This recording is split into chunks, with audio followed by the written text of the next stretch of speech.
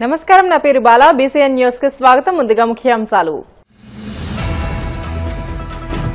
రెండేళ్లలో మొత్తం 9 లక్షల ఇల్లు పూర్తి చేసేలా హౌసింగ్ విభాగం చర్యలు తీసుకుంటుంది వెల్లడించిన మంత్రులు పార్థసారథి నారాయణ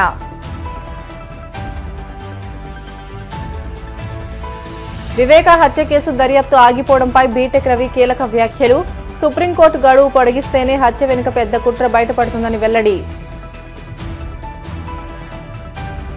అమరావతిలో వాటర్ మేనేజ్మెంట్ వ్యవస్థను పటిష్టం చేయడంలో ప్రభుత్వం విఫలమైంది మండిపడ్డ వైసీపీ నేతలు అంబటి మురళి దొంతిరెడ్డి డైమండ్ బాబు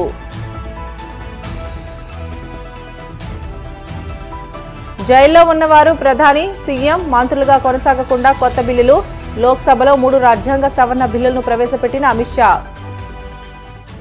గృహ నిర్మాణ శాఖ రాష్ట్ర వ్యాప్తంగా సర్వే చేసిందని 6 లక్షల మందికి గృహ అవసరాలు ఉన్నట్లు గుర్తించామని మంత్రి పార్థసారథి తెలియజేశారు గృహ నిర్మాణ శాఖపై సీఎం చంద్రబాబు సమీక్ష అనంతరం మంత్రులు పార్థసారథి నారాయణ మీడియాతో మాట్లాడారు ఎంతమందికి ఇల్లు కావాలని దానిపై 15 రోజుల్లో సర్వే చేస్తామని ఎన్టీఆర్ హౌసింగ్ కింద గత ప్రభుత్వం పెండింగ్ పెట్టిన బిల్లులు ఇవ్వాలని సీఎం ఆదేశించారని తెలియజేశారు హౌసింగ్ టిట్కో కలిపి 2 లక్షల ఇల్లు సంక్రాంతికి ఇచ్చేలా చర్యలు తీసుకుంటున్నామని అన్నారు పీఎంఏవై కింద మిగిలిన 5 లక్షల ఇళ్లను రెండో ఏడాది పూర్తి చేసేలా చర్యలు చేపడతామని రెండేళ్లలో మొత్తం 9 లక్షల ఇల్లు పూర్తి చేసేలా హౌసింగ్ విభాగం చర్యలు తీసుకుంటుందని తెలియజేశారు హౌసింగ్ డిపార్ట్మెంట్ కి సంబంధించిన యాక్టివిటీస్ కార్యక్రమాలు ప్రోగ్రెస్ భవిష్యత్ ప్లానింగ్ గురించి ఇప్పుడున్న హౌసెస్ కంప్లీషన్ గురించి ముఖ్యమంత్రి గారు కాంప్రహెన్సివ్ గా రివ్యూ చేయడం జరిగింది ఈ రివ్యూ మీటింగ్ లో ముఖ్యమంత్రి గారు మాకు ఇచ్చిన దీంతో పాటు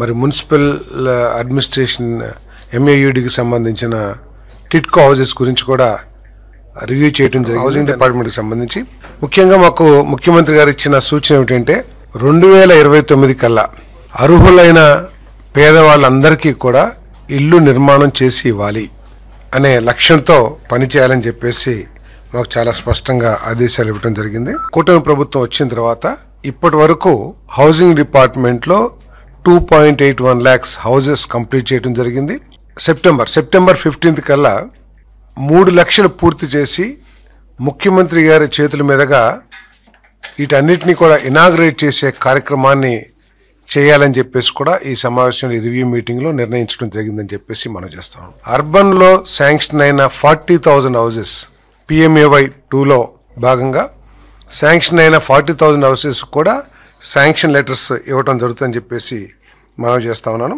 మరి మరో 2 లక్షలు ఇల్లుని 1,00,000 ఇల్లు హౌసింగ్ డిపార్ట్మెంట్కి సంబంధించినవి 1,00,000 ఇల్లు టిట్కోకి సంబంధించి 2 లక్షలు సంక్రాంతి కల్లా స్టార్ట్ చేయాలి హ్యాండ్ ఓవర్ చేయాలని చెప్పేసి కూడా నిర్ణయించడం జరిగింది మిగిలిన 5 లక్షల ఇళ్లు ఏదైతే PMAY 1O ఏదైతే ఉన్నాయో అవన్నీ కూడా 2వ సంవత్సరం పూర్తయ్యే లోపల కంప్లీట్ చేయాలని చెప్పేసి కూడా నిర్ణయించడం జరిగింది అంటే ఈ 2 సంవత్సరాల కాలంలో దాదాపు 9 లక్షల ఇళ్లని హౌసింగ్ డిపార్ట్మెంట్ పూర్తి చేసి ఇచ్చే కార్యక్రమాన్ని చేయబోతున్నామని చెప్పేసి ముఖ్యమంత్రి గారు ఆదేశించడం జరిగింది వారి ఆదేశాలకు అనుగుణంగా అవన్నీ కూడా కంప్లీట్ చేస్తామని చెప్పేసి కూడా నేను ఈ సందర్భంగా తెలియజేస్తాను 2014-19లో ఎంతో ప్రతిష్టాత్మకంగా టిట్కో హౌసెస్ టేకప్ చేశాం సో బహుశా భారతదేశంలో ఏ రాష్ట్రంలో కూడా ఇంత క్వాలిటీ ఆఫ్ హౌసెస్ ఎక్కడా కట్టలా నేను అమరావతి రాజధాని కోసం అనేక దేశ విదేశాలు తిరిగినప్పుడు అక్కడ పేదలకు ఇళ్ళు ఎలా ఉన్నాయో స్టడీ చేశాను ముఖ్యమంత్రి గారు కూడా అప్పుడు స్టడీ చేశారు ముఖ్యమంత్రి గారు చెప్పిన మాట ఒకటే ప్రతి మహిళ తన భర్తతో పిల్లలతో ఆనందంగా ఉండి ఇల్లు కట్టమని అంటే చక్కగా అవన్నీ స్టడీ చేసిన తర్వాత టిట్కో హౌసెస్ కట్టి టిట్కోస్ ప్లాన్ చేసి 300 చదరపు అడుగులు 365 433 రకాలు వాళ్ళ యొక్క అభిప్రాయాలు తీసుకుంటే జనరల్ గా 300 అనేది కేంద్ర ప్రభుత్వం యాక్చువల్ గా పెట్టిన ఇది అంటే ఈడబ్ల్యూఎస్ అంటే 300 అని అయితే కొందరు ఏమన్నారంటే ఒక బెడ్రూమ్ కొద్దిగా పెద్దది ఉంటే మాకు బాగుంటది ₹4 మేము బ్యాంకు కట్టుకోగలంటే 365 పెట్టాం ఒక బెడ్రూమ్ కొంతమంది ఏంటంటే డబుల్ బెడ్రూమ్ పెట్టండి మేము కొంత డబ్బులు కట్టుకోగలం అంటే డబుల్ బెడ్రూమ్ ఇట్లా 3 రకాలు తీసుకొచ్చి దాదాపు 7 లక్షల హౌసెస్ శాంక్షన్ చేసాం 7 లక్షలు అందులో 5 లక్షలు అడ్మినిస్ట్రేటివ్ క్లియరెన్స్ తీసుకున్నాం 4,54,706కి టెండర్ పిలిచాం 3,13,832 హౌసెస్ గ్రౌండ్ అయినాయి మిగతావి కూడా గ్రౌండ్ అయిపోయాయి జస్ట్ సైట్స్ హ్యాండ్ ఓవర్ చేయడం ద్వారా కలెక్టర్స్ డిలే వల్ల అవి గ్రౌండ్ కావాలి అంతే అలాంటి గ్రౌండ్ అయిపోయాయి అంటే 4,54,000 ఇళ్ళకి సైట్ చూసి యాక్చువల్గా టెండర్ పిలవడం జరిగింది. అయితే గత ప్రభుత్వం ఏంటంటే వీటిని మొత్తం నాశనం చేసింది. నాశనం అంటే పాలసీలు ఏంటంటే మార్చినా ఇంప్లిమెంట్ చేస్తే మంచిదే, ఇంప్లిమెంట్ చేయలే. ఇప్పుడు 300 ఫ్రీ అన్నారు. సరే, దానికి సంబంధించి డబ్బులు కాంట్రాక్టులకు ఇవ్వాల. 430 చదరపు అడుగుల ఇళ్లు వాళ్ళకి బర్డెన్ కాకూడదని రాష్ట్ర ప్రభుత్వం కేంద్ర ప్రభుత్వం కలిసి 3.9 లాక్ ఇస్తే రాష్ట్ర ప్రభుత్వం కేంద్ర ప్రభుత్వం 3.9 ఇస్తాం, మీరు 1 లాక్ అడ్వాన్స్ పెట్టుకోండి, మిగతాది బ్యాంక్ లోన్ ఇస్తే బ్యాంక్ లోన్ లో కట్టుకోమని పెట్టి గత ప్రభుత్వం వచ్చి 1 లాక్ కాదు 50,000 చేయడానికి జీవో ఇచ్చింది 2021లో. అదేవిధంగా 365లో కూడా 3,90,000 కేంద్ర రాష్ట్ర ప్రభుత్వాలు కలిసి ఇస్తాము, మీరు 50,000 అడ్వాన్స్ కట్టి పెట్టండి, మిగతాది బ్యాంక్ లోన్ ఇప్పిస్తాం, చిన్న ఇన్స్టాల్మెంట్ కట్టుకోవచ్చు అని పెడితే గత ప్రభుత్వం వచ్చి 50,000 పడలేదు, 25,000 కడితే చాలు అని జీవో ఇచ్చారు. వాళ్ళకి రిటర్న్ ఇవ్వాల.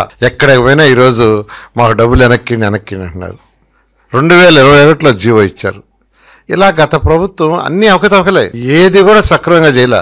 ఒక్కొక్క ఏరియాలో, ఒక్కొక్క మున్సిపాలిటీలో, ఒక్కొక్క కాలనీలో 163 దగ్గరలు కడితే 104 మున్సిపాలిటీస్లో 163 ఏరియాలో కడితే ఒక్కొక్క దగ్గర ఒక్కొక్క రకం డిజైన్ వేసాం. కానీ గత ప్రభుత్వం వచ్చి అన్ని మార్చేసి వాళ్ళ పార్టీ కలర్.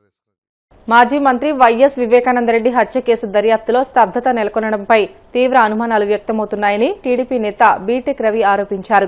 మంగళగిరిలోని టీడీపీ కేంద్ర కార్యాలయంలో ఆయన మీడియాతో మాట్లాడారు. సుప్రీంకోర్టు నిర్దేశించిన గడువు ముగియడంతోనే సీబీఐ ఈ కేసును పక్కన పెట్టిందని, ఈ విషయాన్ని వివేక కుమార్తె సునీత తరపు న్యాయవాది సిద్ధార్థ లూత్రా కూడా న్యాయస్థానం దృష్టికి తీసుకువెళ్లారని గుర్తు చేశారు. ఇటీవలే జరిగిన పులివెందుల జడ్పీటీసీ ఉప ఎన్నికల్లో వైసీపీ ఓటమిని జీర్ణించుకోలేకే జగన్ రిగ్గింగ్ ఆరోపణలు చేస్తున్నారని మండిపడ్డారు. ప్రజాస్వామ్యంపై నమ్మకం ఉంటే, దమ్ముంటే జగన్ తన ఎమ్మెల్యే పదవికి రాజీనామా చేయాలని అన్నారు. మేము జడ్పీటీసీ స్థానానికి రాజీనామా చేస్తామని, కేంద్ర బలగాల పర్యవేక్షణలో 2 ఎన్నికలను మళ్లీ నిర్వహిద్దామని ఆయన సవాల్ విసిరారు. ముఖ్యంగా సుప్రీంకోర్టులో వివేకానందరెడ్డి కేసు మీద జరిగిన ఆర్గ్యుమెంట్స్ కానీ, వాదనలు ప్రతిపాదనలు విన్న తర్వాత రాష్ట్ర ప్రజలకు కొద్దిగా వివరణ ఇచ్చేందుకు నేను ఈ ప్రెస్ మీట్ పెట్టడం జరిగింది. అంటే అందరూ కూడా, రాష్ట్ర ప్రజలు కూడా ఈ మధ్యకాలంలో అసలు వివేకానందరెడ్డి కేసు ఏమన్నా కోల్డ్ స్టోరేజ్కి వెళ్ళిందా, దాని మీద ఏది పురోగతి, తర్వాత ఏది కనిపించడం లేదని, అంటే నిజంగా ఏదైతే ప్రజాస్వామ్యవాదులు కానీ, అంతా కూడా అహింసావాదులు కానీ, అంటే ఏం జరుగుతోంది, ఈ కేసు ఇంత నిర్దాక్షిణ్యంగా చేసినా కూడా ఈ కేసు అమీతుమీ తేల్చకుండా కోల్డ్ స్టోరేజ్లో పడిందా అనే అనుమానం కూడా అందరికీ వచ్చింది. దానికి తోడు సునీత గారు ఏదైతే ఫైట్ చేస్తున్నారో అక్కడుండే ముద్దాయిలు ఎవరైతే ఉన్నారో ఆ ముద్దాయిలంతా బయట ఉండి స్వేచ్ఛగా తిరుగుతూ సాక్షులను ప్రభావితం చేస్తూ సాక్షులను బెదిరిస్తూ ఉన్నారు. కాబట్టి నేను ఏదైతే న్యాయ పోరాటం చేస్తానో తర్వాత దానికి చాలా అడ్డంకిగా మారుతోందని ఆమె సుప్రీంకోర్టుకు, అంటే పలానా వల్ల బెయిల్ రద్దు చేయాలని కూడా ఆమె సుప్రీంకోర్టుకు వెళ్ళడంతో నిన్న వచ్చేసి ఆర్గ్యుమెంట్స్ స్టార్ట్ అయినాయి. ఆ ఆర్గ్యుమెంట్స్లో వచ్చేసి ప్రధానంగా అంటే సిద్ధార్థ లూత్రా గారు, అంటే సునీత తరపు న్యాయవాది గారు ఆర్గ్యుమెంట్ చేసిన విధానం ఏంటంటే, సుప్రీంకోర్టు గైడ్లైన్స్ ప్రకారము మీరు ఒక కాల పరిమితి విధించారు, ఆ కాల పరిమితి విధించడం వల్లనే సిబిఐ వాళ్ళు క్లోజర్, అంటే ఇన్వెస్టిగేషన్ అయిపోయిందని క్లోజర్ వేశారు. ఇప్పుడు మీరేమన్నా సిబిఐకు డైరెక్షన్ ఇవ్వండి ఈ కాల పరిమితి మీద. అప్పుడు ఆ డైరెక్షన్ ఇస్తే తప్ప ఇదే సిబిఐ వాళ్ళు అనేక సార్లు హైకోర్టుకు కానీ సుప్రీంకోర్టుకు కానీ చాలాసార్లు వచ్చేసి దీంట్లో లార్జర్ కాన్స్పిరసీ ఉంది, ఆ కాన్స్పిరసీ బయట పెట్టాలని అదే సిబిఐ వాళ్ళు అడిగినారు. కాబట్టి మీరు మళ్ళీ వాళ్ళకు రీఇన్వెస్టిగేషన్, అంటే ఈ ఇన్వెస్టిగేషన్ గడువు కొంచెం పెంచండి, అప్పుడు ఎలాబొరేటెడ్గా ఇన్వెస్టిగేషన్ చేసి దీంట్లో లార్జర్ కాన్స్పిరసీ అనేది ఏదైతే ఉందో అది తప్పకుండా బయటికి రావాలని తర్వాత సిద్ధార్థ లూత్రా గారు వాదించడం జరిగింది. ఏదైతే సునీత రాజశేఖర్, అంటే వివేకానందరెడ్డి కూతురు అల్లుడి మీద ఒక అతను కృష్ణారెడ్డి పేరుతో ఒకటి ఫాల్స్ కంప్లైంట్ ఇవ్వడం, సిబిఐలో పనిచేసే రామ్ సింగ్ మీద కూడా తర్వాత ఒకటి ఫాల్స్ కంప్లైంట్ ఇచ్చి దాని మీద బాగా డిలే చేసి అదంతా కూడా చాలా ఇబ్బంది పెట్టే కార్యక్రమం జరిగింది. అవి కూడా అత్యున్నత న్యాయస్థానం సుప్రీంకోర్టు దృష్టికి తీసుకురావడంతో ఆ 2 కేసులు కూడా ఫాల్స్ కేసెస్, వీటిని క్వాష్ చేస్తున్నామని కూడా చెప్పడం, అలాగే రిటర్న్ గా రాయడంలో కూడా ఇవి కేవలం చాలా దురుద్దేశపూర్వకంగా ఈ కేసులు వీళ్ళపై పెట్టడం జరిగింది అని కూడా అత్యున్నత న్యాయస్థానం కామెంట్ చేసింది. అంటే దీన్ని బట్టి వాళ్ళ అధికారాన్ని ఆ రోజుల్లో స్టేట్ గవర్నమెంట్ అధికారాన్ని ఏ విధంగా ఉపయోగించుకున్నారో కూడా దేశ అత్యున్నత న్యాయస్థానం దాంట్లో క్లియర్గా అంతా కూడా వివరించడం జరిగింది. ఈ మధ్యనే జరిగిన బై ఎలక్షన్ ఆ రోజు పెద్దిరెడ్డి రామచంద్రారెడ్డి గారు కుప్పంలో జరిగిన తర్వాత ఆయన స్టేట్మెంట్ ఇచ్చి ఎన్నిక ఏదైనా కూడా గెలిపే అని ఆయన మాట్లాడినాడు మరి ఆ రోజు. అంటే ఇప్పుడుండే పరిస్థితికి ఆయన మాట్లాడిన దానికి మళ్ళీ మీరేం సమాధానం చెప్తారు? ఇప్పటికీ మీ చెంచాలతో ఏదైతే నువ్వు ఏం చెప్తే అది మాట్లాడమనే ఆ చెంచాలతో ఏం మాట్లాడిస్తావు? ఈసారి మీరు రాజీనామా చేయండి, తర్వాత కేంద్ర బలగాలతో తర్వాత మళ్ళీ ఎలక్షన్ పెట్టండి, అప్పుడు చూసుకుందామని తర్వాత నువ్వు మాట్లాడిస్తా ఉన్నావు. ఎస్, నేను ఇప్పుడు కూడా చెప్తున్నా, ఆ జెడ్పీటీసీ పదవి అనేది 9 నెలలే ఉంది. కానీ మేము ఎందుకు పోటీ చేయాల్సి వచ్చిందంటే పులివెందుల్లో ప్రజాస్వామ్యబద్ధంగా ఎన్నిక జరిగితే జగన్మోహన్ రెడ్డి పరిస్థితి ఇది అని రాష్ట్ర ప్రజలకు తెలియజేయాలనే ఉద్దేశంతోనే మేము ఎలక్షన్ ఫేస్ చేయడం జరిగింది. మేము అనుకున్నట్లు అంటే ప్రజలు కూడా అదే అనుకున్నారు, మేము అనుకున్నట్టు ప్రజాస్వామ్యబద్ధంగా జరిగితే జగన్ పరిస్థితి తేట తెల్లమైంది. అమరావతిలో వాటర్ మేనేజ్మెంట్ వ్యవస్థను పటిష్టం చేయడంలో ప్రభుత్వ వైఫల్యాన్ని ఎత్తి చూపడాన్ని తట్టుకోలేక వైసీపీ నాయకులపై కేసులు పెడతామని బెదిరింపులకు దిగడం దారుణమని వైసీపీ పొన్నూరు, మంగళగిరి, తాడికొండ నియోజకవర్గ సమన్వయకర్తలు అంబటి మురళి, దొంతిరెడ్డి వేమారెడ్డి, డైమండ్ బాబులు మండిపడ్డారు. తాడేపల్లి వైసీపీ కేంద్ర కార్యాలయంలో వారు మీడియాతో మాట్లాడుతూ అమరావతిలో వారం రోజుల పాటు వరద నీటితో ముంపునకు గురైన నేపథ్యంలో వరద ముంపుపై వాస్తవాలను గ్రహించి దానికి తగిన పరిష్కారాన్ని అన్వేషించడం మాని వాస్తవాలను చూపించారంటూ కేసుల పేరుతో బెదిరించడం ఈ ప్రభుత్వ దివాలా కోరుతనంకు నిదర్శనమని ఆగ్రహం వ్యక్తం చేశారు. కొండవీటి వాగు పంపింగ్ ఇంటేక్ లో నుంచి గుంటూరు ఛానల్ ప్రారంభమైంది. గుంటూరు కొండవీటి వాగులో నీరున్నప్పుడేమో డైరెక్ట్గా గుంటూరు ఛానల్లోకి వస్తుంది, నీరు లేనప్పుడేమో కృష్ణ నుంచి గ్రావిటీ మీద గుంటూరు ఛానల్లోకి వస్తుంది. ఈ గుంటూరు ఛానల్ గ్రావిటీ తోటి కాంటూర్ కెనాల్ అంటారు దీన్ని. గ్రావిటీ మీద కాంటూర్ లెవెల్స్ ఎలా ఉన్నాయో కింద లోతు ఎక్కువ తవ్వకుండా పైన గట్టులు పెంచుకుంటూ చేసినటువంటిది. 27,000 ఎకరాలు ఇరిగేట్ చేయడానికి గుంటూరు, మంగళగిరి, పొన్నూరుకి ఇచ్చింది. అయితే ఈ లాకులు మేము ఆ రోజు మూసేసాము, అయినా కెనాల్లోకి వాటర్ వచ్చింది అనేది ఇది. ఈ విషయాన్ని ఇంత వాటర్ 40 సంవత్సరాల్లో ఎప్పుడు రాలేదు. ఇంత వాటరు వచ్చి పొలాలు ముంచేసిందంటే నేనంటే దాన్ని తీసుకువెళ్ళి మరి తాడేపల్లిలో అవినాష్ అనే అసిస్టెంట్ ఎగ్జిక్యూటివ్ ఇంజనీర్ గారు ఒక కంప్లైంట్ ఇచ్చి నా మీద కేసు ఫైల్ చేశారు. నేను అంటుంది ఏంటంటే ఇప్పటికీ అఫీషియల్గా అనఫీషియల్గా 5 ఎగ్జిట్లో నుంచి కొండవీటి వాగు ప్రవహించింది, అయినా ఇంకా నీరు పోలా. లేదంటే వాళ్ళు గండి కొడుతున్నారు కనుక అదే ఉదాహరణ. గుంటూరు ఛానల్లోకి వచ్చినటువంటి వాటరు కొండవీటి వాగు అనే దానిలో వేరే అభిప్రాయం లేదు. నా అభిప్రాయం అదే, ప్రజల అభిప్రాయం అదే, రైతుల అభిప్రాయం అదే. మీరు ఇలా కేసులు పెట్టి భయపెట్టాలనుకోవడం సరైనటువంటి విషయం కాదు.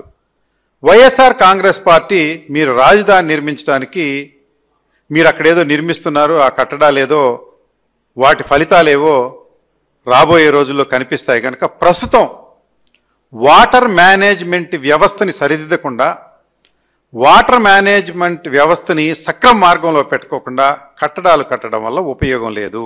ఇప్పటికైనా మూసిన నాళాలకు పరిష్కార మార్గం కనుక్కోండి. కొండవీటి వాగు వెడల్పు చేసి దాని కెపాసిటీని పెంచిన తర్వాతే నిర్మాణాలు చేస్తే ఉపయోగకరంగా ఉంటుంది. రాబోయే సంవత్సరం కూడా ఇలా జరిగే అవకాశాలు ఉన్నాయి కనుక ప్రభుత్వం ఇప్పుడైనా తప్పిదాలు సరిదిద్దుకుని. రాష్ట్ర ప్రభుత్వం చేస్తున్నటువంటి దుష్ప్రచారం ఏదైతే ఉందో వైఎస్ఆర్ కాంగ్రెస్ పార్టీ తరఫున మేము రాష్ట్ర ప్రజలకు అందరికీ కూడా ఏది వాస్తవం ఏది అవాస్తవం ఈ విషయాలు ప్రజలందరికీ కూడా తెలుసు.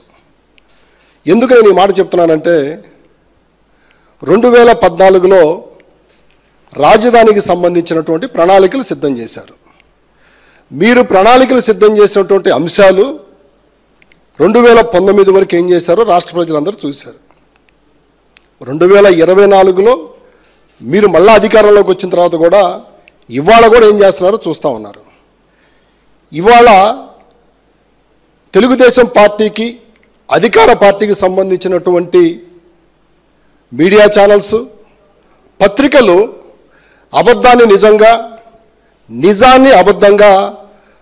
చిత్రీకరించేటువంటి ఒక బలమైనటువంటి ప్రయత్నం అయితే చేస్తూ ఉన్నారు. ఇవాళ వైఎస్ఆర్ కాంగ్రెస్ పార్టీ ఏం మాట్లాడుతూ ఉంది, ఏమడుగుతూ ఉంది? ఇవాళ రాజధానిలో జరుగుతున్నటువంటి నిర్మాణాలు కావచ్చు, అభివృద్ధి కావచ్చు, వాటి గురించి మేము ఎక్కడా కూడా మాట్లాడట్లేదు. మేము మాట్లాడుతున్న ప్రతి మాట ఏంటంటే, మీరు చేస్తున్నటువంటి ప్రణాళికలో లోపాలు ఉన్నాయి. ఆ లోపాలు ఏంటి అంటే, మీరు మీ యొక్క సొంత ఎజెండాలతోటి మీ స్వార్థ ప్రయోజనాల కోసం చేస్తున్నటువంటి రాజధాని నిర్మాణంగా ఉందో తప్పనిచ్చి రాష్ట్ర ప్రభుత్వాన్ని నమ్ముకొని అక్కడ సుమారుగా 49,000 ఎకరాలు రైతులు, సుమారుగా 28,000 మంది సుమారు కుటుంబాలు మిమ్మల్ని నమ్ముకొని ఇచ్చారు. ముందు మీరు రైతులకి ఏదైతే ఆ స్థలాలు రిజిస్ట్రేషన్స్ జరిగినాయో, రిజిస్ట్రేషన్స్ జరిగినటువంటి స్థలాలకు సంబంధించినటువంటి ప్లాట్లు మీరు ఏదైతే సౌకర్యాలు కల్పించిన తర్వాత మీ ప్లాట్లు మీకు ఇస్తామని చెప్పారో వాటన్నిటినీ పక్కన పెట్టేస్తే అక్కడ రైతులు క్వశ్చన్ మార్క్తో అయోమయం. బ్రిటన్లో షార్ట్ బ్రేక్ తీసుకుందాం. Stay with us.